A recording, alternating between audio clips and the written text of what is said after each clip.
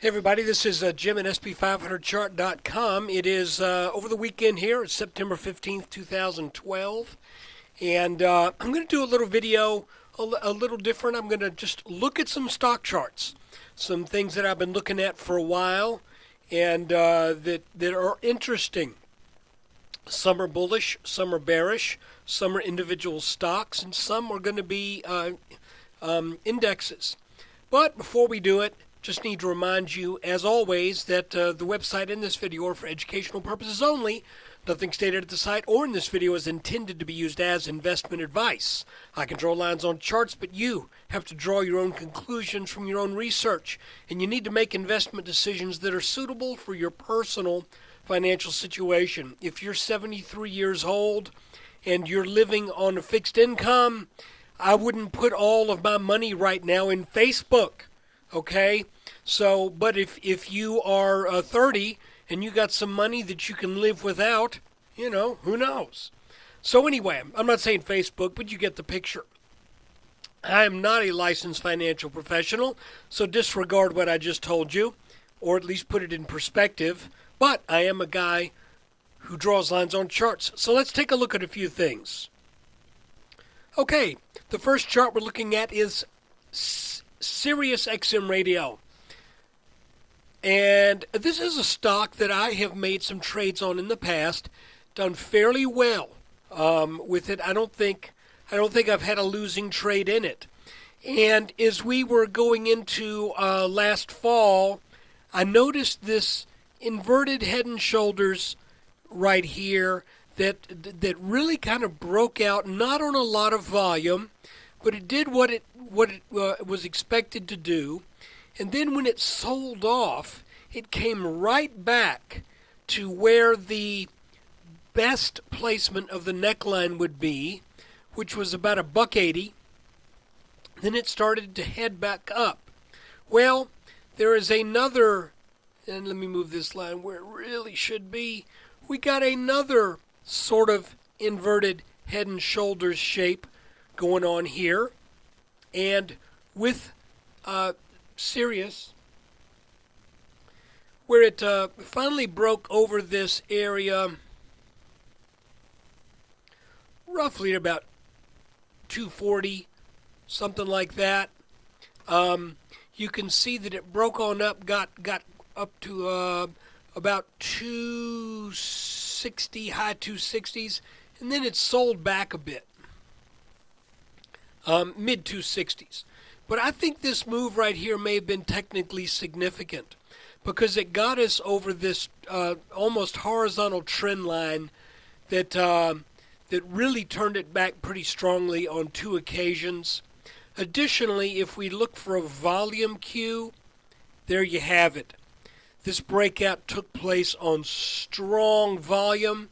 The pullback was on pretty weak volume, had a little bit of volume pickup here over the past few days. And if we look at a 10-minute chart, well, let's not look at a 10-minute, let's look at a 1-hour chart. You can see that essentially it has gone sideways for about 4 weeks or so. And I am looking for Sirius to pick up the pace now and potentially head up inside this channel right here that's between these gray lines. There's no guarantee it has to do that, but that's just kind of what I'm thinking. We've got this line that is drawn over these bottoms down here, and you can see that there was a pretty serious break right here that led to the formation of what I think is a right shoulder. The other thing we look at is we look at the volume on these dips. You can see there was pretty good volume. The first time it came off of that 240 level, came up. Then we had pretty good volume again when it came off of that level. We initially had a good volume, but this last little dip right here was really some of the weakest, pretty weak volume. So I'm thinking Sirius, it looks like it may make a path if this inverted shape holds out. Some people might call this a cup and a handle, but if it holds up the way it should, then we're looking for a price target in the low 4s, 415, something like that. Okay, let's look at something else. Let's look at a gold stock, Kimber Resources. What's interesting here is Kimber was in this downward trend that lasted for a year, right here, more than a year. Pretty clear downward channel. At times it looked like it might be a wedge, but then it reestablished itself as a parallel channel. And if we go and look at a one-day chart, you can see that Kimber has broken out over this top line. And it has pulled back. Disclosure, I bought Kimber yesterday. I had a bid in for just at that line at 69 cents and got filled on that. So, I would look for probably some, if it does rally on up, I would, and by the way, I got to stop in. It's not, if I get hurt, I'm going to get hurt by about 6%. No, I take it back, about 10%, by roughly 6 pennies. But anyway, just looking at this, and with what's going on with QE3, I think maybe a lot of gold and mining stocks may have found bottom and will start to head up now. I would expect resistance at this line right here, which is in the roughly the low 1 to 115 range for the next few months.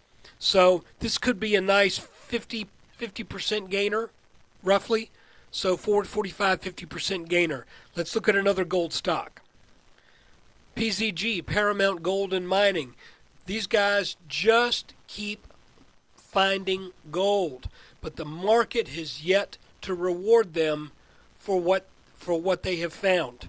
The good news is PZG has broken over this pretty long-standing resistance line that really kind of started to clamp down on the price over the last, you can see more than a year. It broke out over that, headed back up for this gray line right here, which you can see where we get that from if we back off a little bit. I don't know how important that line is. It is where it is primarily because I was trying to draw a parallel line to this top here. It's, probably no big deal, so I'm just going to lose that line. We can lose that. You can see that it's had rock solid support at about $1.90, which used to be almost an impenetrable barrier. We had that big breakout that thankfully saw a lot of subscribers to my site. When right as that was about ready to happen, I alerted a bunch of folks, and I rarely do that with an individual stock, but having seen what was in the works here, you just knew if it got over that $1.90 and broke out over $2, it was going to be good for a ride. And PZG was essentially a double in short order. I'm not thinking a double here, but I'm thinking a likely trip to the low 3s, and you just watch it. It looks to me like PZG may be forming a little area of consolidation of some sort. I don't know what it's going to be yet, because it looks like it's made a pretty good bounce right there. So I think we might could call that a bounce. You see that long tail on that hourly candle. That may portend good things. But if it can get up over this top line right here, then I think it should be good to go to over 310, something like that. And in the bigger picture, if we measure the height of this consolidation pattern right here, then we have a projected move to challenge something around the highs that were reached in early 2011 with a minimum projected target of 410. So that would be PZG. Okay, now we're looking at the RIFIN, the Russell 1000 Financial Services Index. Told you we're going to be looking at a bunch of different things. And the thing to catch here is the Riffin has had pretty strong resistance every time it's gotten to over 900. This line of resistance is currently at about 915. So if Riffin can break this line, I would say sort of Katie bar the door, and we could be looking at something of a consolidation head and shoulders here. We'll have to just let this continue for a while before we know what to expect. We have another chart that is an index that also is interesting, entering an interesting level, getting very close to it. Let's take a look at that right now. The Russell 2000 is on a tear, outperforming the rest of the markets. There's some very bullish stuff going on. We've got this large possible inverted head and shoulders pattern that looks like it's broken out, but there is a catch. Look at where it bounced off of. Just on Friday. This is the all-time high, and here it is again. How many months later? 1, 2, 3, 4, 5, 6, 7, 8, 9, 10, 11, 12, 13, 14, 15, 16. 16 and a half months later, the Russell has come back to this level. And I've mentioned that there are a couple of inverted head and shoulders patterns here. We've got this possible really big one. Then we have a smaller one right here that formed after this head and shoulders top. We ended up kind of morphing this into an inverted pattern. That that inverted pattern has a target of about 917, 916, something like that. So if the Russell gets over this level right here, then I would think that you have to take notice of that and think this is probably going to plow on up higher. If we look at a 2-day chart, you can see that that the last 1, 2, 3 tops and the last 1, 2, 3 bottoms all make this nice little parallel channel between these blue lines. And wouldn't it be a kick in the head if the Russell can get over this line? Then I could see it heading back up here and challenging 1,000 at some point a few months down the road. Never say never. I know as you look at the fundamentals, as we look at jobs and all this, and to be honest with you, the S&P doesn't look that strong to me right now. I mean, it's been going well, but the S&P is coming up on some important levels where I would think there may be some pretty important tests. We'll take a look at that too briefly. By the way, I'm going to do a separate S&P video that goes into more detail. But there you go. There's the Russell. And those are just some charts that I thought were interesting. I personally am thinking about the Russell myself, but I'm not long in it right now because I want to see this level right here get taken out. You can see that would be an all-time high for the Russell. And, it may be worth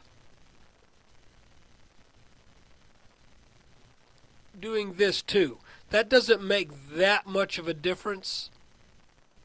See, if we put that line right there off of this high and off of this high and extend that on out, where do we come up with on that? Yeah, we come up with basically if the Russell is good, if the Russell breaks 900 and then pulls back, I would say buy. So look, guys, that is it. Appreciate you taking time to watch this. Hope you found this interesting. Oh, let me show you one more. This is a chart of Nautilus. And I've been watching this for a while, and I think you know why, because I've been looking at this line right here that has flirted with breakouts and then got over it a little bit but failed, but then really broke that line strongly. When was that? Well, let's go to it. You get this big picture. Now let's go into a daily chart. You can see that that line broke really strongly throughout the latter part of May, formed a head and shoulders top, which then slammed it back down roughly to that long-term neckline, and now it looks like Nautilus is ready to flex its muscles. Haha, wasn't that cute? So I picked up some Nautilus shares down here in the 240s, and just looks to me like this may be ready to move on up. Just if you look, it's a pretty good actor as far as technicals go. You could see we had this, and I missed this pattern. I wasn't looking at it then. We had this inverted head and shoulders here, and that broke out, pulled back, made its target. Now we've come back again, got a little bit underneath that long-term neckline, depending upon your interpretation of where you draw it. And it just looks like this puppy is looking pretty strong right now. For the past few days, you can see it came down, made a double dip, set up another little neckline right here, got up above that. This pattern alone being kind of like a little double bottom is indicating to me a move to, if we hit that bottom there, a move to just under $3, and that makes sense.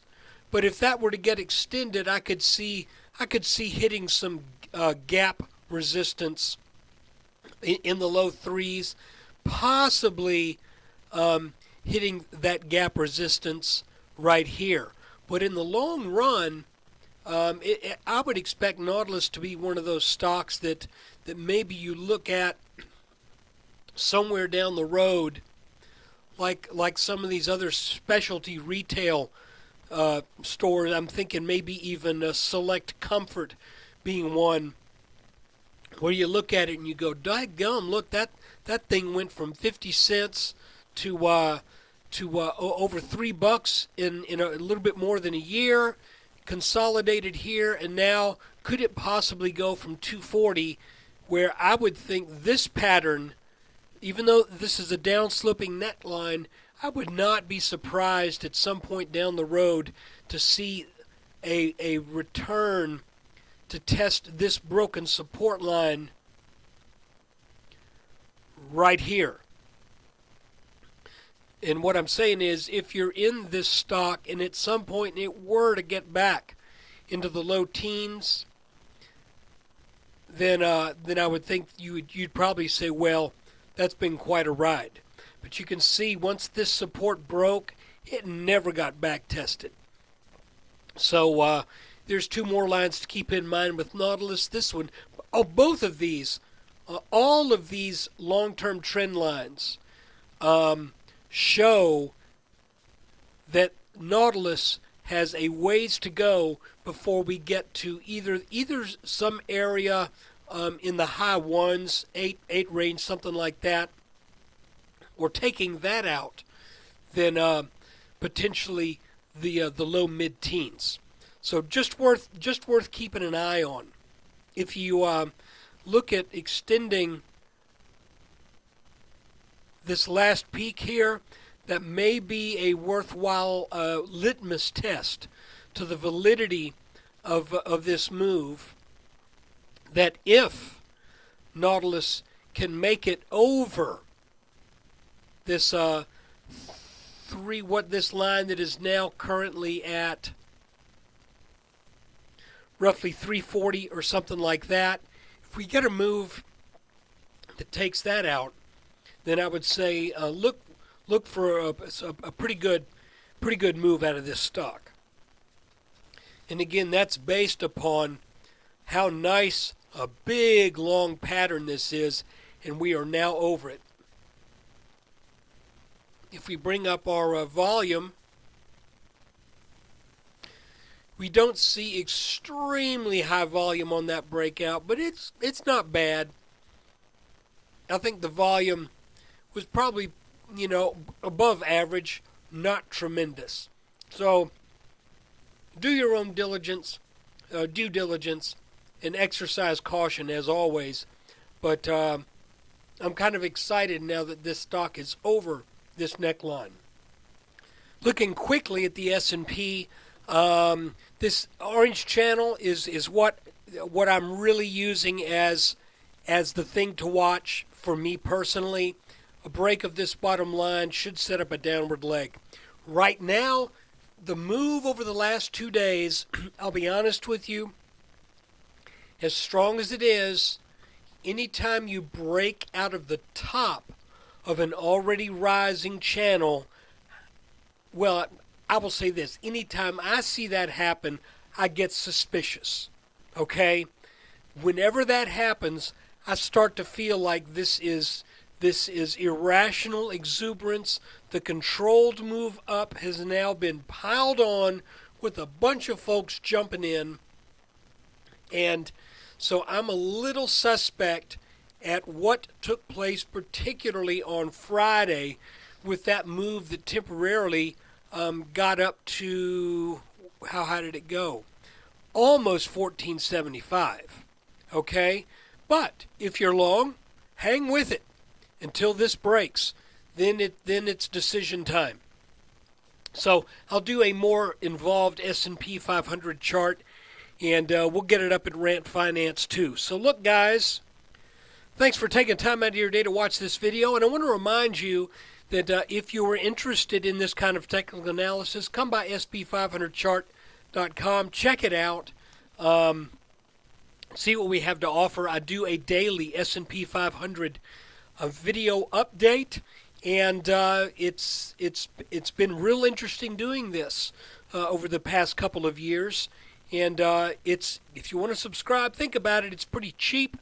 I do a free weekend update at the end of every week that looks back on the week to see just kind of what developed in the S&P. You can check that out too. All you have to do that is subscribe to my YouTube channel, which is Old School Chartist. So look me up there, and thanks for watching.